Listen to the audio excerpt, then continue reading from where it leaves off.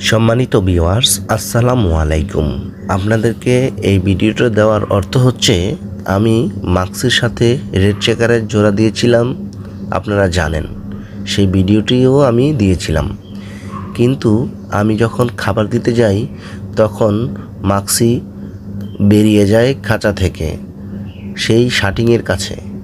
আমি চিন্তা করে দেখলাম, আমি তো ভালোর জন্যই জোড়া দিয়েছিলাম যে একজন red checker racer, Maksi racer, তাদের বাচ্চা কাচ্চা ভালো হবে।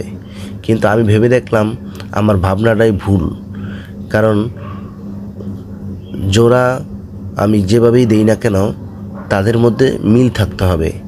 আমি বুঝলাম রেড চেকারের চেয়ে এই যে শাটিংয়ের জোড়াটা দেখছেন তাদের মধ্যে গভীর ভালোবাসা, আন্তরিকতা আছে।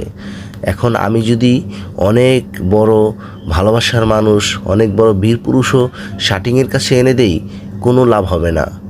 কিংবা মাক্সির কাছে এনে দেই, তাও লাভ হবে না। তাদের মধ্যে যেই ভালোবাসাটা রয়েছে সেই ভালোবাসাটাই প্রকৃত ভালোবাসা। এই জন্যই আমি পুনরায় মাক্সি শাটিংয়ের সাথে আবার জোড়া দিয়েছি, রেড চেকারের জোড়া ভেঙে দিয়েছি, রেড চেকারকে আলাদা করে রেখেছি, আর মাক্সি এবং এই শাটিংয়ের সাথে জোড়া দিয়েছি। এবং তাদের একটি ডিমও আছে। এখন তারা আস্তে ধীরে আরেকটা ডিম পারবে, তারপর তাদের মধ্যে বাচ্চা আসবে। সেই বাচ্চা আপনাদেরকে দেখাবো ভবিষ্যতে। আপনারা ভিডিওটি দেখতে থাকুন, আমাদের চ্যানেলটা সাবস্ক্রাইব করুন, আপডেট পেতে থাকবেন। আরও নিত্য নতুন অনেক মজার ভিডিও আপনারা পাবেন। ধন্যবাদ। আসসালামু আলাইকুম। সবাইকে ঈদের শুভেচ্ছা।